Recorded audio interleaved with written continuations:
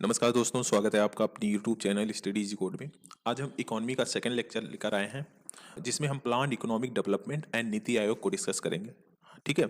हमने first lecture में basics of economy को डिस्कस किया था। अगर अभी तक आपने उस वीडियो को नहीं देखा है तो आप हमारे चैनल पे जाके उसको देख सकते हैं। ठीक है। तो चलिए इसको शुरू करते हैं with the first question, what is planned economy. Planned economy exactly है क्या। ठीक है। तो देखो, यह एक इकोनॉमिक सिस्टम है जहां पर गवर्नमेंट कंट्रोल करता है और डायरेक्ट करता है ऑल इकोनॉमिक एक्टिविटीज को। जितने भी इकोनॉमिक एक्टिविटीज एक कंट्री में हो रहे हैं वह गवर्नमेंट के द्वारा डायरेक्ट एंड कंट्रोल किया जाता है। ठीक है। इकोनॉमिक एक्टिविटीज में क्या क्या इंक्लूड है, जैसे हो गया कि कौन सा गुड्स एंड सर्विसेज का प्रोडक्शन होगा। ठीक है। कितना प्रोड्यूस होगा। ठीक है। इसके साथ साथ डिस्ट्रीब्यूट रिसोर्सेज, मतलब रिसोर्सेज का कैसे डिस्ट्रीब्यूशन होगा। ये सारी चीज़ों को कहीं ना कहीं गवर्नमेंट के द्वारा कंट्रोल किया जाता है। गवर्नमेंट के द्वारा यह बताया जाता है कि ये सारी चीज़ें होनी है। ठीक है। That is called planned economy. अगर हम देखें तो इसका जो ओरिजिन मिलता है वह सोवियत यूनियन में मिलता है। जैसे यूएसएसआर था ना, उस टाइम पे मिलता था। 1991 में इसका विघटन हो गया, मतलब डिसइंटीग्रेशन हो गया बेसिकली, तो रसिया बना। ठीक है। तो इसका ओरिजिन हमें जो प्लान्ड इकोनॉमी का देखने को मिलता है वह सोवियत यूनियन से देखने को मिलता है। हमने जब 1947 में हमने इंडिपेंडेंस को हासिल किया, उसके बाद इस प्लान को कहीं ना कहीं हमारे गवर्नमेंट के द्वारा अडॉप्ट किया गया है। ठीक है। सो दैट जो इकोनॉमिक डेवलपमेंट है वह प्लान्ड वे में हो सके और एक नई ऊंचाई तक इंडिया को ले जाया जा सके। ठीक है। तो ये बेसिकली हमारा प्लान्ड इकोनॉमी का कॉन्सेप्ट था। अब आगे बढ़ते हैं। अब हम हिस्ट्री को देख लेते हैं, प्लानिंग इन इंडिया। मतलब जो प्लानिंग होता है बेसिकली, जो प्लान इकोनॉमिक डेवलपमेंट के लिए प्लानिंग किया जाता है, उसके अगर हिस्ट्री को देखें तो हमें क्या देखने को मिलता है कि यह स्टार्ट हुआ था इंडिपेंडेंस के बाद 1950 में। ठीक है। जब हमारा फर्स्ट 5 ईयर प्लान आया था। बट क्या आपको पता है उसके पहले भी बहुत सारे ऐसे प्लान हुए थे इकोनॉमिक डेवलपमेंट के लिए, उसको भी हम आगे देखेंगे। ठीक है। जब भारत आज़ाद हुआ तो उसके बाद ये एक तरह से नेसेसरी हो गया कि हम इकोनॉमिक ग्रोथ को इंश्योर करें, साथ साथ डेवलपमेंट को भी कहीं ना कहीं एक नई ऊंचाई तक ले जाएं। ठीक है। विद सोशल इकोनॉमिक ऑब्जेक्टिव्स, जो हमारा सोशो इकोनॉमिक ऑब्जेक्टिव्स हैं उसको फिलफिल करते हुए कहीं ना कहीं हम कंट्री को एक नई ऊंचाई तक ले जाए। ठीक है। और इस और बहुत सारे जो इश्यूज उस टाइम पे क्रिएट हुए थे, मतलब जो सोशल इकोनॉमिक इश्यूज वगैरह थे दैट टाइम जब भारत आज़ाद हुआ था, उसको एड्रेस करने के लिए बहुत सारे एक तरह से स्टेप्स को लिए गए हैं। तो हम पहले जो प्री इंडिपेंडेंस का जो बेसिकली प्लानिंग था उसको हम देखेंगे, फिर हम पोस्ट वाले पे आएंगे। ठीक है।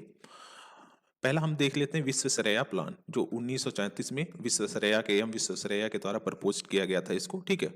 इसमें क्या था, इनके द्वारा बोला गया था कि जो वर्कर्स है ना, जो वर्कर्स वर्क कर रहे हैं उनको हम एग्रीकल्चर से इंडस्ट्री की ओर शिफ्ट करें। ठीक है। ऐसा नहीं है हम कि इसी पे पर्टिकुलरली रिलाई करें, हमें इंडस्ट्रियल सेक्टर्स की तरफ जो वर्कर्स हैं उनको शिफ्ट करना होगा, उनको कहीं ना कहीं उस तरफ मूव करना होगा। एग्रीकल्चर पे हम ज़्यादा रिलाई नहीं कर सकते। इनको द्वारा बताया गया था कि हम 10 ईयर्स का प्लान को कहीं ना कहीं सजेस्ट करते हैं, क्योंकि ये ज़्यादा बेनिफिशियल होगा as compare to other plan, जैसे 2 ईयर्स प्लान आप बोल सकते हो, 5 ईयर्स प्लान। ये सारे के कंपैरिजन में 10 ईयर्स का प्लान काफ़ी ज़्यादा अच्छा होगा, विश्वेश्वरैया के द्वारा यह बताया गया था। ठीक है। और इस प्लान के अंदर क्या होगा कि जो इनकम है उसको हम डबल करेंगे विद इन 10 ईयर्स, मतलब 10 साल में। आप 1934 से ले लो 1944 तक हम जो इनकम है कंट्री का उसको डबल कर लेंगे। अब उस टाइम पे जो जो भी इनकम रहा है उसको हम डबल करेंगे। ठीक है। यह विश्वेश्वरैया प्लान था। अब आता है कांग्रेस प्लान 1938 में। यह किसके द्वारा प्रपोज किया गया था, सुभाष चंद्र बोस के द्वारा। ठीक है। सुभाष चंद्र बोस के द्वारा इसको दिया गया under the chairmanship of Jawaharlal Nehru. मतलब जवाहरलाल नेहरू को इसका जो कांग्रेस प्लान था इसका चेयरमैन बनाया गया। ठीक है। इसका बेसिकली एम क्या था कि हम इस्टेब्लिश करेंगे इकोनॉमिक प्लान जो कि इंश्योर करेगा decent standard of living for public. एक जो स्टैंडर्ड ऑफ लिविंग होता है ना, उसको हम कहीं ना कहीं इंश्योर करेंगे इस प्लान के तहत। ठीक है। इस प्लान के तहत हम जो इकोनॉमिक हमारा जो लोअर तबका है सोसाइटी का, उसके डेवलपमेंट में भी हम अच्छा खासा पैसा खर्च करेंगे, सो दैट उस जो लोअर तबका है उसका अपलिफ्टमेंट हो पाए। ठीक है। कमिटी के द्वारा ये बताया गया कि जो मिनिमम इनकम होना चाहिए वह 15 रुपए से 25 रुपए पर कैपिटा पर मंथ होना चाहिए। ठीक है। मतलब अभी के हिसाब से तो ये काफ़ी कम है, बट उस टाइम पे हो सकता है मतलब यह ज़्यादा ही रहा हो। ठीक है। तो ये इस प्लान के तहत बताया गया था। अब फिर आता है 1944 में बॉम्बे प्लान। ये टाटा एंड बिरला के द्वारा बेसिकली जो इंडस्ट्रियलिस्ट थे उनके द्वारा प्रपोज किया गया था, ठीक है। यह फोकस करता था जो इंडस्ट्रियल ग्रोथ था उस पे, मतलब इंडस्ट्रीज के ग्रोथ पे कहीं ना कहीं बॉम्बे प्लान ज़्यादा इंक्लाइंड था, उस पर ज़्यादा फोकस करता था, ठीक है। इसके साथ साथ स्टेट का इंटरवेंशन होना चाहिए कुछ सेक्टर्स में, जैसे जो स्ट्रेटेजिक सेक्टर्स हैं, ठीक है। सपोर्ट ऑफ एमएसएमई, मतलब माइक्रो स्मॉल मीडियम इंटरप्राइजेस थे उसको सपोर्ट मिलना चाहिए, ठीक है। इसके साथ साथ जो फुल एम्प्लॉयमेंट है उसको इंश्योर करना चाहिए। जैसे इंडस्ट्रियल ग्रोथ का बेसिकली हम बात करते हैं तो इंडस्ट्रीज ज़्यादा सेटअप करने की बात की गई थी इस प्लान में। तो इससे क्या होगा, जो एम्प्लॉयमेंट है उसकी समस्या को कहीं ना कहीं इससे निदान किया जा सकता था। तो बॉम्बे प्लान बेसिकली यही प्रपोज किया था, ठीक है। इसके साथ साथ जो इनकम इनक्वालिटी है हमारी सोसाइटी में उसको भी रिड्यूस करने की बात की गई थी बॉम्बे प्लान में। साथ ही साथ जो रीजनल डिस्पैरिटीज होती हैं, जैसे क्या होता है, आप नॉर्थ ईस्ट रीजन को ले लो, ठीक है। हमारा जो नॉर्थ ईस्ट रीजन जैसे असम हो गया, नागालैंड हो गया, मणिपुर हो गया, ये सारे स्टेट्स को कहीं ना कहीं डेवलपमेंट करने की बात की गई थी इस प्लान के तहत, ठीक है। जो रीजनल डिस्पैरिटीज है उसको भी खत्म करने की बात की गई थी, ठीक है। फिर आता है गांधीयन प्लान। इसको प्रपोज किया गया था श्रीमन नारायण अग्रवाल के द्वारा, ठीक है। यह किस पे फोकस करता था, जो स्मॉल स्केल प्रोडक्शंस हैं एंड एग्रीकल्चर, इस पे ज्यादा इसने बेसिकली फोकस किया, ठीक है। गांधीयन प्लान के द्वारा आपने पढ़ा भी होगा हिस्ट्री में, आपने देखा ही होगा ये सारी चीजें कैसे गांधीयन जो आइडियोलॉजी था किस पे बेस्ड था, ये सारी चीजें, ठीक है।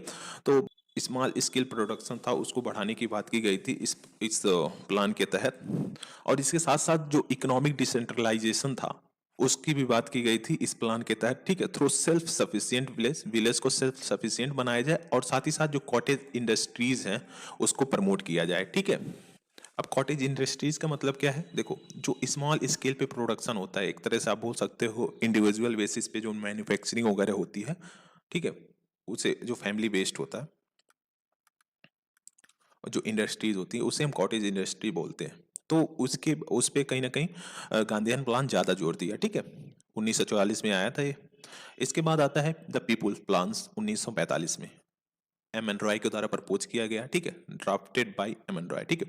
इसका बेसिकली एम क्या था कि जो इमीडिएट बेसिक नीड है उसको इंश्योर किया जाए, ठीक है, with in 10 years time frame. Immediate basic need क्या था उस टाइम पे, 1945 में कहीं ना कहीं फेमाइन वगैरह बहुत ज़्यादा बंगाल में देखा गया था। तो जो फूड की शॉर्टेज थी उस और उसके साथ साथ जो एम्प्लॉयमेंट की समस्या थी उस टाइम पे उसका निदान किया जाए, ये सारी चीज़ें जो थी उस पे कहीं ना कहीं पीपल प्लान्स बेस्ड था, ठीक है। अब हमारा पोस्ट इंडिपेंडेंस की बात आती है, ठीक है।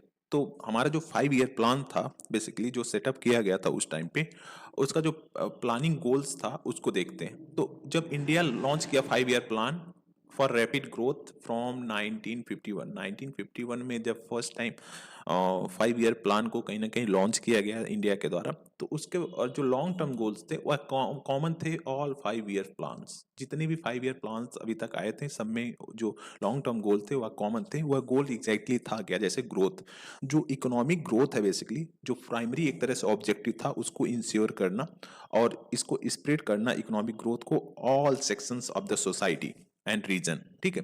जो सोसाइटी के ऑल सेक्शंस है हमारे, जो SC ST कम्युनिटी ले लो, यस, और भी जो लोअर तबके की सोसाइटी पॉपुलेशन है उसमें जो इकोनॉमिक ग्रोथ है उसको कहीं ना कहीं इंश्योर करना, साथ ही साथ जो रीजनल डिस्पैरिटीज वगैरह थी ना उसको भी कहीं ना कहीं खत्म करना, सो दैट जो इकोनॉमिक ग्रोथ है उसे हॉलिस्टिक वे में लेके चला जा सके। इसके साथ साथ मॉडर्नाइजेशन, जो टेक्नोलॉजीज है उसमें इम्प्रूवमेंट लाया जाए और साथ ही साथ बहुत सारे IITs वगैरह को कहीं ना कहीं ओपन किया जाए, सो दैट जो एजुकेशन सेक्टर है उसको भी ग्रोथ मिले। सिर्फ सेल्फ रिलायंस, इसका बेसिकली मतलब क्या था कि हम जितना भी रिसोर्सेज हमारे पास अवेलेबल है अब उस पर ज़्यादा रिलाई करेंगे, ठीक है। जो रिसोर्सेज नहीं होंगे उसको हम बाहर से इंपोर्ट करेंगे, ठीक है। जैसे क्या होगा, वीट वीट हो गया, हम वीट, ठीक है, इसको यूज करेंगे, बट हम बाहर से वीट को इंपोर्ट नहीं करेंगे। मतलब बेसिकली क्या था, जो चीज़ें हमारे पास हैं उसको हम प्रॉपरली यूज करेंगे, ठीक है। हम किसी भी पर्टिकुलर कंट्री पे डिपेंडेंट नहीं रहेंगे। अब देखो सेल्फ रिलायंस, आप सेल्फ सफिशिएंसी से कंफ्यूज मत कर लेना, ठीक है। देखो सेल्फ रिलायंस का मतलब मैंने बताया कि हमें अपनी जो खुद का जो रिसोर्सेज है उस पर डिपेंडेंट रहना है, ठीक है। किसी फर्दर पर्टिकुलर कंट्री से हमें एक्सपोर्ट नहीं करना। बट सेल्फ सफिशिएंसी क्या होता है, हमारे पास सब कुछ है, हम किसी भी पर्टिकुलर कंट्री पे डिपेंडेंट नहीं रहेंगे, ठीक है। तो ये सारा बेसिकली कॉन्सेप्ट था self reliance and self sufficiency, ठीक है। तो ये हमारा जो प्लानिंग गोल था वो हमने देख लिया। अब आता है फर्स्ट 5 ईयर प्लान, जो कि 1951 से 1956 तक था। इसने क्या किया, जो इकोनॉमिक डेवलपमेंट था इंडिया में, एक उसका नींव रखा, ठीक है। जो अभी तक हम बहुत सारे प्रॉब्लम्स को फेस कर रहे थे, उसका निदान करने के लिए फर्स्ट 5 ईयर प्लान को लाया गया, ठीक है। यह जवाहरलाल नेहरू के टाइम पे आया था, ठीक है। ये जवाहरलाल नेहरू के द्वारा कहीं ना कहीं पार्लियामेंट में इसे पेश किया गया, जो हमारा फर्स्ट 5 ईयर प्लान था। इसमें मेनली क्या एड्रेस किया गया, जो एग्रीगेरियन सेक्टर्स हैं, including investment in dams and irrigations. मतलब जो हमारा बेसिकली एग्रेरियन जो सेक्टर्स हैं, उसमें जो प्रॉब्लम्स आ रही थी दैट टाइम में, उसे एड्रेस करने की बात की गई थी हमारे फर्स्ट 5 ईयर प्लान में, ठीक है। आप जैसे डैम्स एंड इरिगेशन में कहीं ना कहीं ह्यूज इन्वेस्टमेंट उस टाइम पे आया था। आप देख सकते हो वो जो भाखरा नांगल डैम था, उसके लिए कहीं ना कहीं गवर्नमेंट के द्वारा एक काफी ह्यूज एलोकेशन किया गया उसके डेवलपमेंट के लिए, ठीक है। यह बेस्ड था हरोड डोमार मॉडल। जो 5 year plan, first 5 year plan था, वह हरोड डोमार मॉडल पे बेस्ड था, जो कि इम्फेसाइज करता था इंक्रीजिंग सेविंग, ठीक है। सेविंग्स को कहीं ना कहीं इंक्रीज करने पे ज्यादा इम्फेसाइज करता था ये। अब थोड़ा सा जो हरोड डोमार मॉडल है उसको देख लेते हैं। जैसे इन्वेस्टमेंट में इंक्रीमेंट हुआ, ठीक है। इससे क्या हुआ, हाई कैपिटल स्टॉक हुआ। मतलब बहुत सारे ऐसे इंफ्रास्ट्रक्चर का डेवलपमेंट हुआ, जिससे एम्प्लॉयमेंट हुआ, एम्प्लॉयमेंट जनरेट हुआ, ठीक है। फिर हाई इकोनॉमिक ग्रोथ कहीं ना कहीं ये इंश्योर किया, ठीक है। फिर उसके बाद पीपुल्स के पास ज़्यादा सेविंग हुई, तो इंक्रीज कर दिया सेविंग्स को। हाई इन्वेस्टमेंट, ठीक है, इंक्रीज इन्वेस्टमेंट, जिसकी वजह से हाई कैपिटल स्टॉक हुआ। इसकी वजह से फिर क्या हुआ, हाई इकोनॉमिक ग्रोथ देखने को मिला। फिर उसके बाद जिसकी वजह से जो एम्प्लॉयमेंट जनरेट हुई थी, उससे हमारा जो हाई सेविंग के चांसेस थे वो काफ़ी बढ़ गए, ठीक है। तो ये बेसिकली क्या था, हरोड डोमार मॉडल था। अब 1956 तक क्या हुआ, 5 इंडियन इंस्टीट्यूट ऑफ टेक्नोलॉजी को कहीं ना कहीं इस्टेब्लिश किया गया, ठीक है। आईआईटीज को एक तरह से इस्टेब्लिश किया गया, सो दैट हमारा जो एजुकेशन सिस्टम है, हमारा जो एजुकेशन सेक्टर है, उसको भी एक ह्यूज बूस्ट मिल सके। अब इसका टारगेट क्या था कि जो ग्रोथ रेट का टारगेट था वह 2.1% था, जबकि जो एक्चुअल ग्रोथ रेट हमने अचीव किया था वह था 3.6%। तो हमने एक कहीं ना कहीं ह्यूज ग्रोथ देखा, जो हमारा इकोनॉमिक डेवलपमेंट था फर्स्ट 5 ईयर प्लान में, ठीक है। तो अब आते हैं सेकेंड 5 ईयर में। तो इसमें क्या था, यह स्ट्रेस दिया, मतलब ज़्यादा एक तरह से जोर दिया इंडस्ट्रियलाइजेशन में, और जो स्पेशली पब्लिक सेक्टर में, ठीक है। पब्लिक सेक्टर और जो रैपिड कहीं ना कहीं इंडस्ट्रियलाइजेशन पे ज़्यादा ये जोर दिया। यह पीसी महालनोविच के द्वारा कहीं ना कहीं इसे ड्राफ्ट किया गया था और प्लान किया गया था, ठीक है। यह क्विक फोकस किया स्ट्रक्चरल ट्रांसफॉर्मेशन में। स्ट्रक्चरल ट्रांसफॉर्मेशन का क्या मतलब है, यह बेसिकली क्या होगा, जो लो प्रोडक्टिविटी है, लेबर इंटेंसिव एक्टिविटीज है, मतलब जो कहीं ना कहीं लोअर हमारा प्रोडक्टिविटी देखा गया है इकोनॉमिक में, उसको इंक्रीज करके जो हायर प्रोडक्टिविटी है, एक स्किल इंटेंसिव एक्टिविटीज पे कहीं ना कहीं फोकस करता है, अगर हम स्ट्रक्चरल ट्रांसफॉर्मेशन की बात करते हैं, ठीक है। अगर हम बेसिक मतलब में देखें, जो अभी तक हम लेबर इंटेंसिव एक्टिविटीज को फॉलो कर रहे थे, कहीं है लेबर तो हमारे पास है, बट उसके पास स्किल्स वगैरह नहीं है, तो कहीं ना कहीं अगर हम स्ट्रक्चरल ट्रांसफॉर्मेशन की बात करें, तो इससे हम स्किल डेवलपमेंट की बात करते हैं, सो दैट जो हमारा लेबर पावर है हमारे पास, वह भी काफ़ी स्किल्ड हो, सो दैट जो कंट्री का ग्रोथ है वह रैपिड वे में हो सके, ठीक है। और इसमें क्या हुआ कि जो डोमेस्टिक इंडस्ट्रीज थी, उसको प्रोटेक्ट करने के लिए गवर्नमेंट ने इम्पोज किया टैरिफ। मतलब बहुत सारे जो फॉरेन इंपोर्ट्स आते थे कंट्री में, जैसे स्टील का ही ले लो आप। अगर हमारी कंट्री में स्टील का प्रोडक्शन ज़्यादा है, हम सब सेल्फ सफिशिएंट है इसमें स्टील प्रोडक्शन में, ठीक है। अगर कहीं दूसरी कंट्रीज से स्टील का प्रोडक्ट आता है इसमें, तो क्या होगा कि गवर्नमेंट इस पे टैरिफ लगाएगी। एक हाई टैरिफ की वजह से ये जो स्टील है वह ज़्यादा कॉस्टली हो जाएगा एज कंपेयर टू इंडिया का जो स्टील है, ठीक है। जिसकी वजह से क्या होगा, इंडिया का स्टील ज़्यादा सेल होगा। टारगेट ग्रोथ रेट था 4.5% का, एक्चुअल ग्रोथ रेट हमें देखने को मिला 4.27, जो कि एक तरह से आप बोल सकते हो स्लाइटली लेस देन एक्सपेक्टेड, मतलब थोड़ा सा जो एक्सपेक्टेड था उससे थोड़ा सा कम रहा। ठीक है, अब आता है थर्ड 5 ईयर प्लान। इसका जो फोकस एरियाज था वह था एग्रीकल्चर।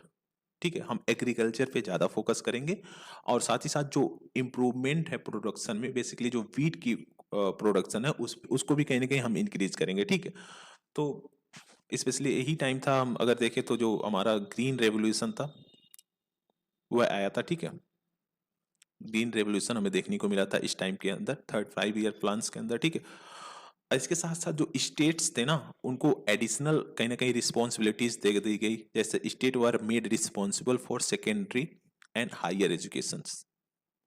हायर एजुकेशन है जो सेकेंडरी एजुकेशन, उसको बढ़ाने को कहीं ना कहीं लेकर स्टेट को रिस्पॉन्सिबिलिटी दे दी गई कि आप इस पे वर्क करिए, इसमें बेटर इंप्रूवमेंट लाइए। ठीक है, इस टाइम पे पंचायत इलेक्शन भी फर्स्ट टाइम कहीं ना कहीं इंट्रोड्यूस किया गया to bring the democracy to grass root level.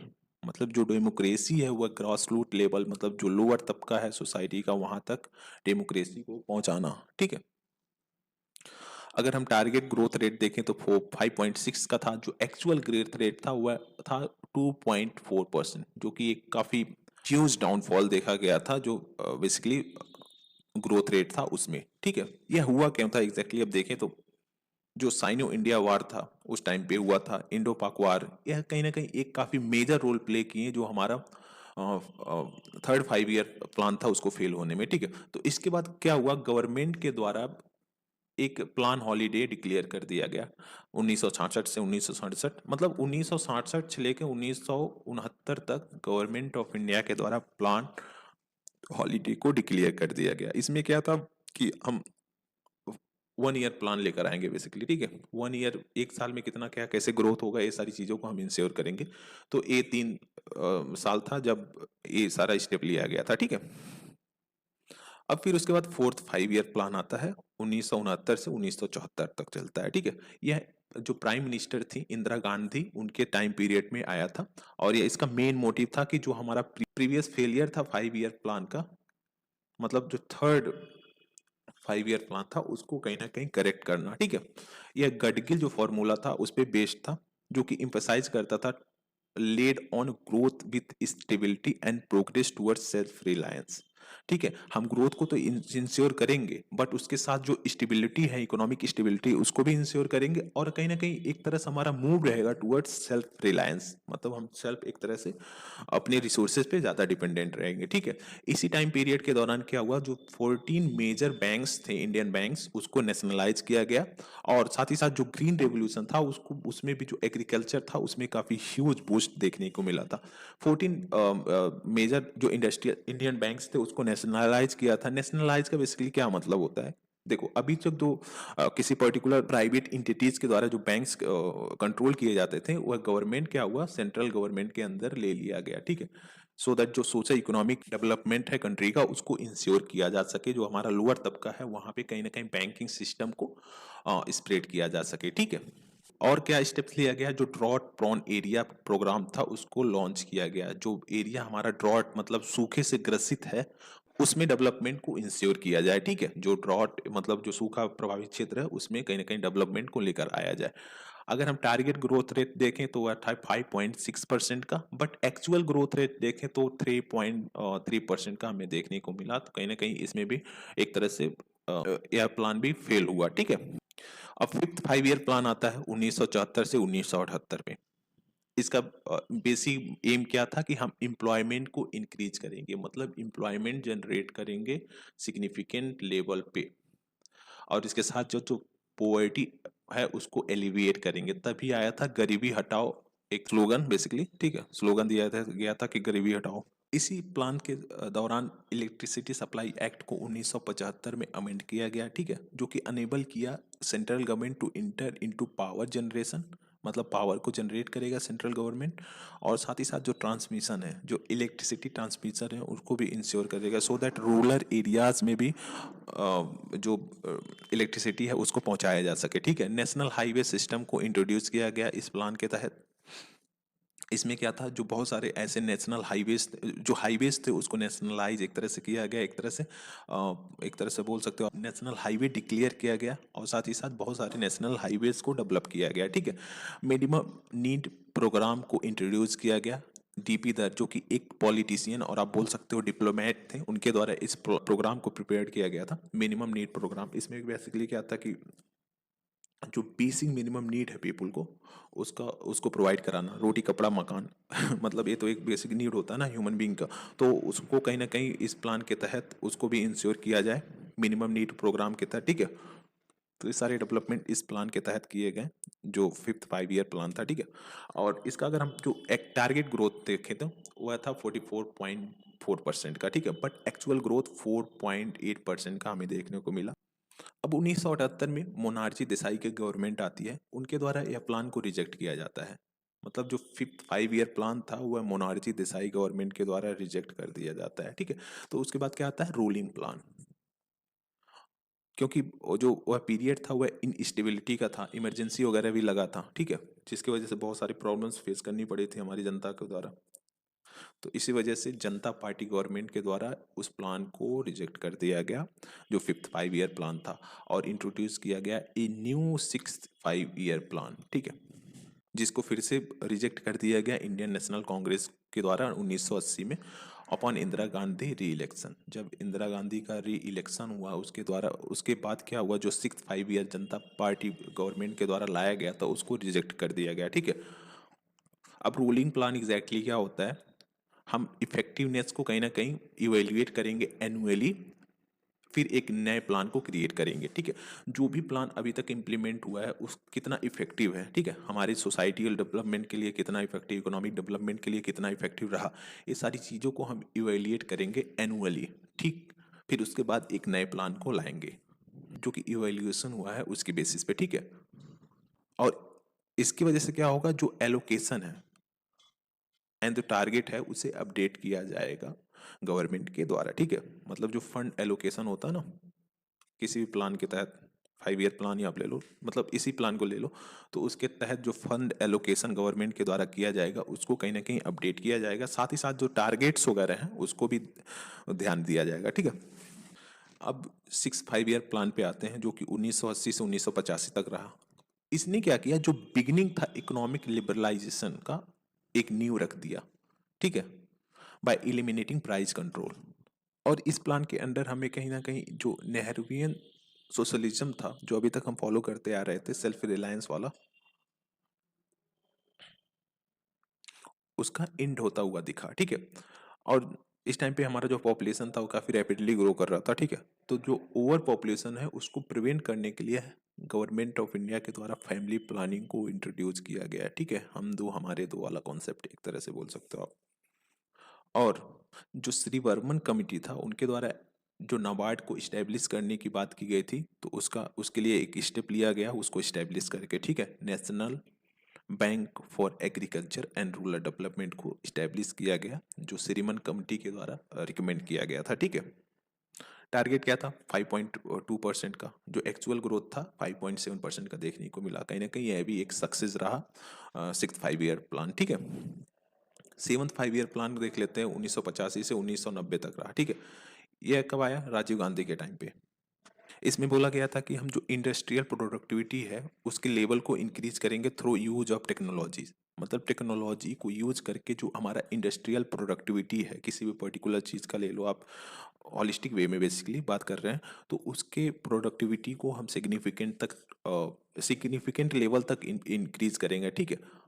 Other objectives की देखें तो increasing economic productivity, increasing production of food grains, देखो ये सारी चीज़ें, and generating employment by providing social justice. मतलब जो हमारा इकोनॉमिक प्रोडक्टिविटी है उसको कहीं ना कहीं इंक्रीज करेंगे, हम फूड ग्रेन्स के प्रोडक्शन को भी इंक्रीज करेंगे, साथ ही साथ जो हमारा एम्प्लॉयमेंट है उसको भी कहीं ना कहीं जनरेट करेंगे, ठीक है। जो हमारा सिक्स 5 ईयर प्लान था वह कहीं ना कहीं एक बेस तैयार कर दिया था success of seventh 5 year plan, ठीक है।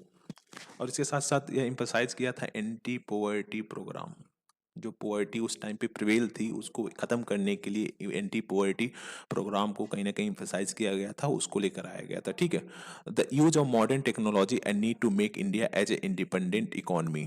ठीक है, मतलब मॉडर्न टेक्नोलॉजी को यूज करके कहीं ना कहीं पोवर्टी को ख़त्म करना और साथ ही साथ इंडिया को एक इंडिपेंडेंट इकोनॉमी बनाना। ठीक है, ये फोकस किया था attaining pre requisite for self sustain growth by 2000 तक।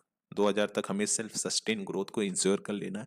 देखो टारगेट क्या था, 5% का। ठीक है, जो एक्चुअल ग्रोथ रेट रहा वह था 6.01% का, तो कहीं ना कहीं यह भी एक काफ़ी ह्यूज सक्सेस दिया जो यह प्लान था। ठीक है, आते हैं एनुअल प्लान 1990 से 1992 में क्या हुआ था। हमारे पास जो फॉरेक्स रिजर्व थे काफ़ी ज़्यादा लेस अमाउंट में बचे थे। ठीक है, ऐसा बताया जा रहा था कि हम बस एक हफ्ते तक उसको सस्टेन कर पाते। ठीक है, जिसकी वजह से एक इकोनॉमिक इनस्टेबिलिटी क्रिएट हो गई इकोनॉमी में, जिसकी वजह से एनुअल प्लान लाना पड़े। ठीक है, क्योंकि देखो 8 5 ईयर प्लान 1990 में इंट्रोड्यूस नहीं हुआ। जो ईयर था 1991 से 1990 से 1991, 1991 से 1992 तक एक एनुअल प्लान लाया गया कि हर साल दोनों साल हम एक एक प्लान बनाएंगे। ठीक है, और उसी के अकॉर्डिंग काम करेंगे। देखो India faces crisis of forex exchange reserve, foreign exchange reserve. ठीक है, ड्यूरिंग दिस टाइम। अब इसी टाइम पे क्या हुआ था, LPG liberalisation, privatisation and globalisation was introduce. ठीक है, under PV Narasimha Rao. PV Narasimha Rao के गवर्नमेंट के टाइम पे लिबरलाइजेशन, प्राइवेटाइजेशन एंड ग्लोबलाइजेशन मतलब एलपीजी रिफॉर्म को इंट्रोड्यूस किया गया। ठीक है, सो दैट जो हमारा इकोनॉमिक इनस्टेबिलिटी हुआ है उसको मेंटेन, उसको कहीं ना कहीं टैकल किया जा सके, और जो हमारा एम्प्लॉयमेंट है उसको जनरेट किया जा सके, जो फॉरेन एक्सचेंज रिजर्व का शॉर्टेज है उसको कहीं ना कहीं मेंटेन किया जा सके। ठीक है, फिर 8 5 ईयर प्लान आता है 1992 से 1997 तक। इसमें क्या था बेसिकली, जो इंडस्ट्रीज है उसके मॉडर्नाइजेशन पे ज़्यादा फोकस रहेगा। इंडिया इसी टाइम पे बन गया वर्ल्ड ट्रेड ऑर्गेनाइजेशन का मेंबर 1 जनवरी 1995 को। ठीक है, और इसका जो बेसिकली गोल क्या था इस एम का 8 5 ईयर प्लान का, तो कंट्रोल पॉपुलेशन ग्रोथ, जो पॉपुलेशन रैपिडली ग्रो कर रहा था उसको कंट्रोल करना, रिड्यूसिंग पॉवर्टी, पॉवर्टी को रिड्यूस करना सिग्निफिकेंट लेवल पे, क्योंकि हमारे इस टाइम पे काफ़ी ज़्यादा पॉवर्टी थी, अभी भी हालांकि पॉवर्टी काफ़ी ज़्यादा ही है। ठीक है, साथ ही साथ एम्प्लॉयमेंट को जनरेट करना, strengthen the development of infrastructure, infrastructure को डेवलपमेंट पे ज़्यादा जोर देना। ठीक है, टूरिज्म को मैनेज करना, सो दैट जो हमारा फॉरेन एक्सचेंज रिजर्व है उसको कहीं ना कहीं बढ़ाया जा सके, जो फॉरेन कंट्री से टूरिस्ट आते हैं उससे कहीं ना कहीं इसको ग्रोथ मिले। ठीक है, इसके साथ साथ focus on human resource development, ये सारी चीजें जो 8 5 ईयर प्लान में बेसिकली दिया गया था।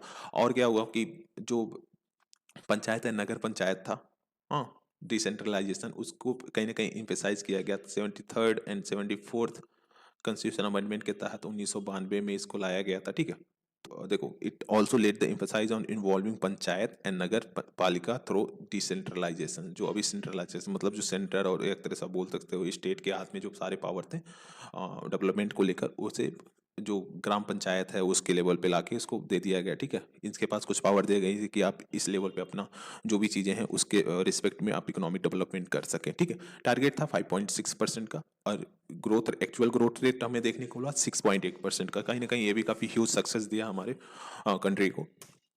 अब आता है 9th 5 year plan, Atal Bihari Vajpayee के टाइम पे पीरियड पे इसको लाया गया था। ठीक है, इसी टाइम पे हमें जो हमारा जो इंडिपेंडेंस था उसके 50 ईयर्स हो गए थे। ठीक है, मतलब हमने लगभग 50 साल पूरे कर लिए थे आज़ादी के बाद से। ठीक है, इसमें भी वही एम था बेसिकली, हम कंप्लीट इलिमिनेशन करेंगे पॉवर्टी का, और इसमें कहीं ना कहीं हम ज्वाइंटली मतलब पब्लिक एंड प्राइवेट सेक्टर मिलकर वर्क करेंगे, सो दैट जो इकोनॉमिक डेवलपमेंट है उसको इंश्योर किया जा सके, उसको एक नई ऊंचाई तक लाया जा सके। ठीक है, और इसके साथ साथ जो रिलेशनशिप है बिटवीन रैपिड ग्रोथ, मतलब जो रैपिड ग्रोथ हो रहा है उसका, और साथ ही साथ जो क्वालिटी ऑफ लाइफ है पीपुल्स का, उसका दोनों को कहीं ना कहीं बैलेंस्ड वे में लेके चलें।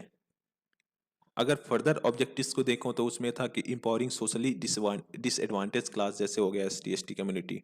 ठीक है, SC ST कम्युनिटी को कहीं ना कहीं एम्पावर करना, development of self reliance and primary education for all childrens in country, मतलब जो बच्चे हैं उनको एक प्रॉपर एजुकेशन प्रोवाइड किया जाए प्राइमरी लेवल पे बेसिकली। इसके साथ साथ enhancing the high rate of export to gain self reliance, efficient use of scarce resources for rapid growth. जो स्कैर रिसोर्सेज, जो रिसोर्सेज मतलब हमारे पास कम मात्रा में अवेलेबल है, उसका एक इफिशिएंट यूज करके ग्रोथ को इंश्योर करना। ठीक है, टारगेट था 7.1% का, एक्चुअल ग्रोथ हमें देखने को मिला 6.8% का। 10 5 ईयर प्लान को देख लेते हैं, 2002 से 2007 तक चला। ठीक है, इसका बेसिकली एम था कि इंक्लूसिव ग्रोथ को प्रमोट करना और साथ ही साथ जो इक्विटेबल डेवलपमेंट है उसको इंश्योर करना। ठीक है, इक्विटेबल डेवलपमेंट क्या है, बेसिकली जो हमारा लोअर तबका है उसको साथ डेवलपमेंट के साथ साथ लेके ग्रोथ करना। ऐसा नहीं है कि आप एक पर्टिकुलर, आपका ग्रोथ पर्टिकुलरली काफ़ी हाई है बट उनका जो डेवलपमेंट है ST ST कम्युनिटी का, या फिर आप कोई भी कम्युनिटी ले सकते हो जो पुअर तबका है हमारी सोसाइटी का, और उसका ग्रोथ काफ़ी नेगेटिव है। ठीक है, तो ऐसा नहीं होना चाहिए, आपको दोनों लोगों को साथ में लेके चलना है, मतलब दोनों को साथ में लेके चलना है, ग्रोथ है और जो डेवलपमेंट है हमारी सोसाइटी का उसको भी। ठीक है, और इसमें इंटेंशन शो किया गया कि हम 8% GDP पर ईयर के उससे ग्रोथ करेंगे। ठीक है, एम था जो पॉवर्टी है उसको रिड्यूस करना by half and creating employment for 80 million people, मतलब लगभग 80 मिलियन पीपुल को के लिए एम्प्लॉयमेंट को जनरेट करना। ठीक है, और इसका फिर से फर्दर क्या एम था कि हम रीजनल इनइक्वालिटीज जो प्रेजेंट थी हमारी सोसाइटी में उसको भी कम करना। ठीक है, और साथ ही साथ जो जेंडर गैप्स है उसको भी रिड्यूस करना in the field of education and wages rate by 2007। मतलब जो जेंडर गैप्स हमने एजुकेशन के फील्ड में देखा, जो सैलरीज वेजेस वगैरह रही, मतलब मेल और फीमेल में, उसमें जो देखने को मिलता है उसके जो गैप्स हैं उसको कहीं ना कहीं फिल करना, उसको रिड्यूस करना सिग्निफिकेंट लेवल पे। ठीक है, टारगेट ग्रोथ 8.1%, एक्चुअल ग्रोथ 7.6% को हमें देखने को मिला। 11th 5 ईयर प्लान आया 2007 में, 2007 में आया था, 2012 तक था। ठीक है, ये बेसिकली फोकस किया हायर एजुकेशन में। ठीक है, उसमें जो इनरोलमेंट है, जो स्टूडेंट पार्टिसिपेट कर रहे हैं हायर एजुकेशन में, उसको कहीं ना कहीं इंक्रीज करना सिग्निफिकेंट लेवल पे। राइट टू एजुकेशन आया, राइट टू एजुकेशन एक्ट आया जो कि 2009 में आया। ठीक है, इसका बेसिकली में एम था तो free and compulsory education for children aged between 6 से 14 साल तक, 6 से 14 साल बच्चों को फ्री एजुकेशन प्रोवाइड कराना। इस जो 11th 5 ईयर प्लान था उसके अंडर में आया था बेसिकली, उस टाइम पे पीरियड में जो राइट टू एजुकेशन एक्ट आया था उससे दिया गया। ठीक है, और इसके साथ साथ rapid and more inclusive growth को इंश्योर करना गवर्नमेंट के द्वारा, इसका ये भी टारगेट था इस प्लान का। और साथ ही साथ जो इन्वायरमेंटल सस्टेनेबिलिटी को मेंटेन करना। ठीक है, और जो जेंडर इनक्वालिटी प्रिवेल हमारी सोसाइटी में उसको भी रिड्यूस करना। जो सी रंगाराजन थे उनके द्वारा 11 5 ईयर प्लान को प्रिपेयर किया गया था, और इसके तहत एक जो क्लीन ड्रिंकिंग वाटर था उसको भी कहीं ना कहीं इंश्योर किया गया कि सबको प्रोवाइड कराया जाए बाई 2009 तक। 2009 तक जो क्लीन ड्रिंकिंग वाटर होता है हमारे पूरे पॉपुलेशन को प्रोवाइड किया जाए 2009 तक। ठीक है, target rate was 9%, actual growth 8%। अब 12th 5 ईयर प्लान आया 2012 से 2017 तक। एम था faster more inclusive and sustainable growth को इंश्योर करना। ठीक है, इसका बेसिकली थीम था ये, और साथ ही साथ प्लान का एम क्या था, स्ट्रेंथिंग इंफ्रास्ट्रक्चर प्रोजेक्ट्स, जितने भी इंफ्रास्ट्रक्चर प्रोजेक्ट्स हैं उसको स्ट्रेंथन करना। ठीक है, और साथ ही साथ जो इलेक्ट्रिसिटी सप्लाई है पूरे विलेज में इंश्योर करना, मतलब जो इंडिया में जितने भी विलेजेस हैं उसमें इलेक्ट्रिसिटी सप्लाई को इंश्योर करना, ये 12th 5 ईयर प्लान के तहत आया था। ठीक है, इसका ऑल्सो एम क्या था, removing gender and social gap, जो जेंडर मेल फीमेल हो गया। ठीक है, और जो सोशल गैप्स हैं उसको रिमूव करना, स्पेशली जो एडमिशंस होते हैं स्कूल में, and improve access to higher education.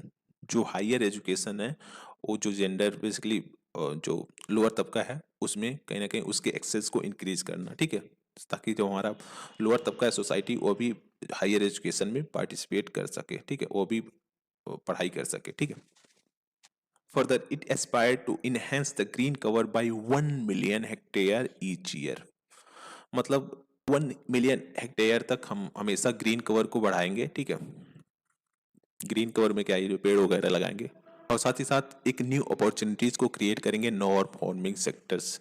जो नॉन फॉर्मिंग सेक्टर्स हैं उसमें न्यू अपॉर्चुनिटीज को एक तरह से क्रिएट करेंगे। ठीक है, टारगेट क्या था 9%, but in 2012 national development council approve the growth rate 8% for the 12th 5 year plan. ठीक है, अचीवमेंट अगर देखें तो 5 ईयर प्लान का, तो उसमें क्या था, जो हमारा नेशनल इनकम था उसमें इंक्रीमेंट देखने को मिला सिग्निफिकेंट लेवल पे। अगर हम देखें 5 ईयर प्लान का, अगर हम देखें 5 ईयर प्लान से पहले तो 0.5% का ग्रोथ देखने को मिल रहा था एनुअली जो नेशनल इनकम है, बट आफ्टर 5 ईयर प्लान हमें 5% का ग्रोथ देखने को मिला ऑल दिस पीरियड में। ठीक है, जितने भी 5 ईयर प्लान्स आए। और साथ ही साथ जो पर कैपिटा इनकम है ड्यूरिंग प्लानिंग वह भी काफ़ी सिग्निफिकेंट रेट में बढ़ा, जैसे 2.9% का हमें ग्रोथ देखने को मिला इसमें। ठीक है, जो इंस्टीट्यूशनल थे, टेक्निकल एडवांसमेंट था एग्रीकल्चर में, उसको भी देखने को मिला, जिसकी वजह से प्रोडक्टिविटी सिग्निफिकेंट लेवल पे इंक्रीज हुई। अगर हम 1950 से कंपेयर करें अभी 2000, आप बोल सकते हो 24 तक, तो काफ़ी सिग्निफिकेंट लेवल पे जो प्रोडक्टिविटी है उसको आप देख सकते हो। फॉरेन ट्रेड में हमें देखने को मिला काफ़ी ज़्यादा इजाद। हम जो एक्सपोर्ट है कंट्री, जैसे हमारा ट्रेड सरप्लस है यूएसए के साथ। ठीक है, तो ये सारी चीज़ें हैं काफ़ी सिग्निफिकेंट लेवल पे बढ़ी। सोशल इंडिकेटर्स इंप्रूव हुए हैं। फॉरेस्ट रिजर्व हम लगभग 700 बिलियन डॉलर कहीं ना कहीं फॉरेस्ट रिजर्व अभी प्रेजेंट टाइम में रखे हैं।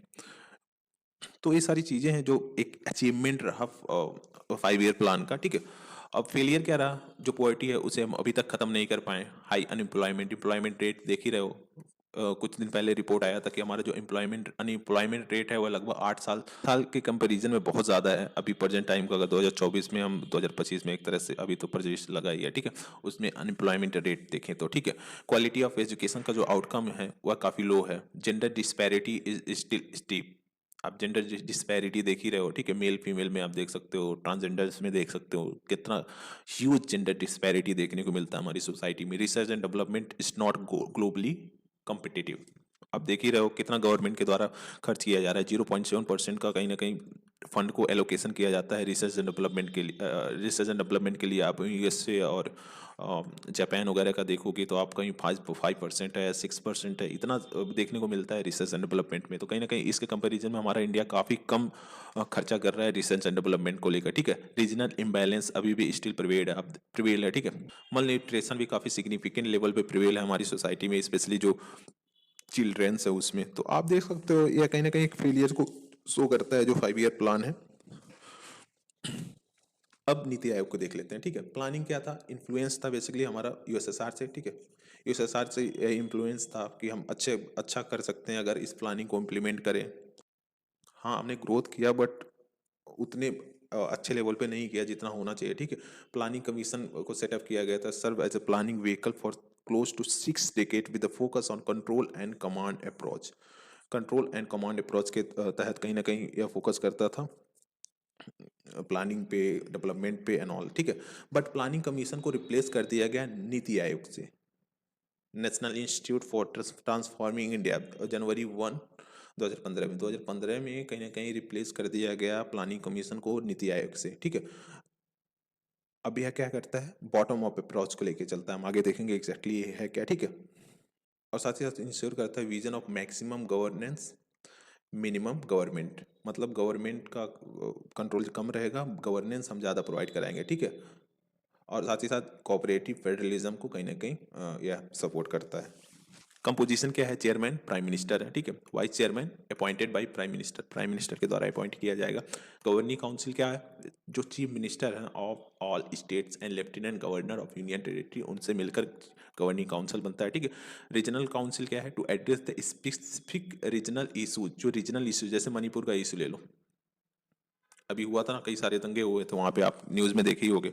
तो उस सारे इश्यूज को एड्रेस करने के लिए रीजनल काउंसिल को बनाया गया। ठीक है, जो कि कंप्राइजिंग होता है चीफ मिनिस्टर्स एंड जो lieutenant governor chaired by prime ministers और इज नॉमिनी, मतलब नॉमिनी कोई प्राइम मिनिस्टर के द्वारा कोई नॉमिनी वहाँ पे दिया गया, उसके द्वारा चेयर किया जाता है, या फिर प्राइम मिनिस्टर खुद इसको चेयर करते हैं। ठीक है, ad hoc membership, 2 membership in officio capacity from leading research institution on rotational basis, मतलब लीडिंग रिसर्च इंस्टीट्यूशन है, वहाँ से 2 एक्स ऑफिशियल मेंबर्स को कहीं ना कहीं इलेक्ट किया जाएगा, ठीक है, रखा जाएगा इस जो नीति आयोग है उसके उसमें, ठीक है।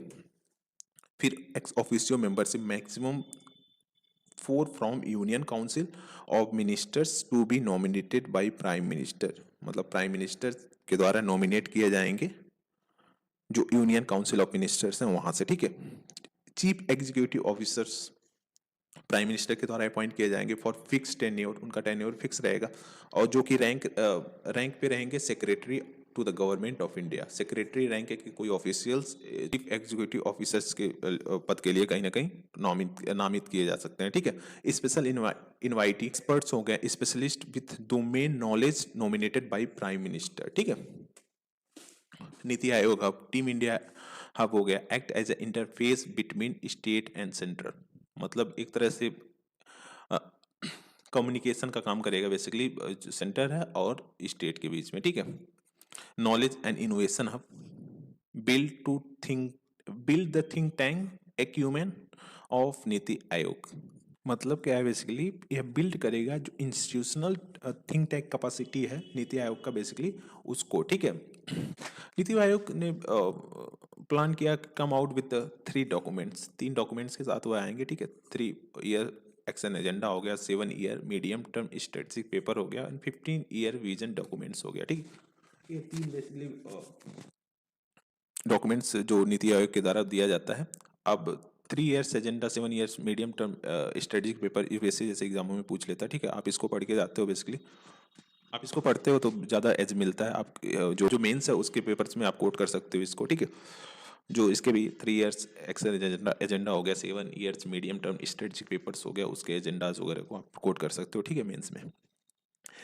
अब इसका एम एंड ऑब्जेक्टिव्स क्या है नीति आयोग का, हम इंक्लूसिव डेवलपमेंट्स को प्रमोट करना, ठीक है, और जो कोऑपरेटिव फेडरलिज्म है उसको बढ़ाना, फोकसिंग ऑन वनरेबल सेक्शंस, जो हमारा वनरेबल सेक्शन जैसे एसटी हो गए, एससी हो गए, वीमेंस हो गए, ट्रांसजेंडर हो गए, इन सब सेक्शंस पे कहीं ना कहीं इसको फोकस करना, उनके डेवलपमेंट के लिए कई सारे प्लानिंग्स को लाना, ठीक है, और साथ ही साथ उनका डेवलपमेंट भी करना, ठीक है। इंश्योर क्रेडिबल प्लानिंग, एक क्रेडिबल प्लानिंग को इंश्योर करना, डिजाइनिंग लॉन्ग टर्म पॉलिसीज को कहीं ना कहीं डिजाइन करना, सो दैट इफेक्टिव वे में चीज़ों को लेके आगे बढ़ा जा सके, ठीक है। साथ ही साथ इनकरेज करना इनोवेशंस को, नए नए इनोवेशन को इनकरेज करना, ठीक है। मॉनिटरिंग एंड इवेल्युएटिंग, जो अभी तक पॉलिसीज वगैरह इंप्लीमेंट किए जा रहे हैं, बनाए जा रहे हैं, उसको मॉनिटर करना और साथ ही साथ इवेल्युएट करना, ठीक है। जो हमारा नीति आयोग था उसको प्लानिंग कमीशन से कंपेयर कर लेते हैं। देखो, एक एडवाइजरी थिंक टैंक था, बेसिकली एडवाइज करेगा, ठीक है, इसके अंदर कुछ नहीं है, बस एक एडवाइजरी थिंक टैंक है नीति आयोग। और वहीं प्लानिंग कमीशन एक एक्स्ट्रा कॉन्स्टिट्यूशनल बॉडी था। एक्स्ट्रा कॉन्स्टिट्यूशनल बॉडी का मतलब क्या है, बेसिकली एक कॉन्स्टिट्यूशन में डिफाइन नहीं है, ठीक है, कॉन्स्टिट्यूशन में कहीं डिफाइन नहीं है, बट या तो स्टैट्यूट के तहत बना है, या फिर एग्जीक्यूटिव ऑर्डर जो है होता है गवर्नमेंट का, उसके तहत इसको लाया गया है प्लानिंग कमीशन को, ठीक है। मतलब उसके तहत एक्स्ट्रा कॉन्स्टिट्यूशनल बॉडी को बनाया गया। तो एक्स्ट्रा कॉन्स्टिट्यूशनल बॉडी का मतलब यही होता है, ठीक है। ये ड्रॉज करता है मेंबरशिप फ्रॉम वाइडर एक्सपर्टीज, ठीक है, बहुत सारे फील्ड में जो एक्सपर्टीज हैं वहाँ के जो मेंबर्स हैं उसको लाता है, ताकि जो पॉलिसी है उसको एक इफेक्टिव वे में तैयार किया जा सके, ठीक है। और इसमें जो लिमिटेशन एक्सपर्टीज था वह काफी लिमिटेड था, ठीक है। यह सर्व करता है spirit of cooperative federalism as state are equal partners, ठीक है। स्टेट को इक्वली इसमें जगह दिया गया है, जैसे आप गवर्निंग काउंसिल में ले लो, जो चीफ मिनिस्टर्स हैं उनका एक तरह से रिप्रेजेंटेशन होता है उसमें। बट इसमें क्या था, जो स्टेट्स थे वह एज ए स्पेक्टेटर थे एनुअल प्लान मीटिंग में। जो एनुअल प्लान मीटिंग होता था ना, वहाँ पे बस स्टेट देखने चले जाते थे कि अरे हाँ ठीक है, ऐसे ऐसी चीजें हैं, बट वह कुछ यहाँ पे कर नहीं सकते थे, बट यहाँ पे वह डिसीजंस भी ले सकते हैं ना। और जो सेक्रेटरीज होंगे वह सीईओ रहेंगे उसके, ठीक है, जो कि अपॉइंट किए जाएंगे प्राइम मिनिस्टर के द्वारा पर। और इसमें क्या था, जो सेक्रेटरीज थे वह अपॉइंट किए जाते थे through usual process. NITI Aayog bottom up approach लेके आगे बढ़ता है। बॉटम अप अप्रोच का मतलब क्या है, मतलब हम जो लोअर तबका है उनसे पूछ के काम करेंगे। अब इसमें क्या था, टॉप डाउन अप्रोच, हम अपने अकॉर्डिंग अपना लॉ बनाएंगे, लोअर तबका बाढ़ में जाए, मतलब उसके द्वारा उससे हम नहीं पूछेंगे, कुछ नहीं पूछेंगे, उनके ग्रोथ के लिए हम जो भी करेंगे सब सही रहेगा। बट एग्जैक्टली प्रॉब्लम्स इसको फेस कर रहे हैं, वो सारी चीज़ें हमको उससे मतलब नहीं है, हम जो चाहते हैं हम वही करेंगे, ठीक है। इसमें ये था प्लानिंग कमीशन में। It does not possess mandate to impose policies, policies वगैरह कोई इम्पोज नहीं करते थे, ये इम्पोज करता था policies on states and tight allocation of funds, funds को भी कहीं ना कहीं एलोकेट किया जाता था प्लानिंग कमीशन के द्वारा, ठीक है। ये इसके पास पावर नहीं था फंड को एलोकेट करने के लिए, नीति आयोग को पावर नहीं दिया गया कि आप फंड को एलोकेट करें, ठीक है, जो कि वेस्टेड है फाइनेंस मिनिस्टर कहीं ना कहीं फंड को एलोकेट करते हैं, बट नीति आयोग के द्वारा नहीं किया जाता था। अब प्लानिंग कमीशन में क्या था, वो फंड को एलोकेट करेगा, पॉलिसीज को इम्प्लीमेंट करेगा, ये सारी चीजें थी। बट यहाँ पे देखो, had power to allocate fund to ministries and state government, तो ये कहीं ना कहीं एक तरह से प्लानिंग कमीशन का हो गया, ठीक है, ये नीति आयोग का हो गया। तो हमने ये सारी चीज़ों को डिटेल वे में देखा। आई होप आपको क्लास अच्छा लगा होगा।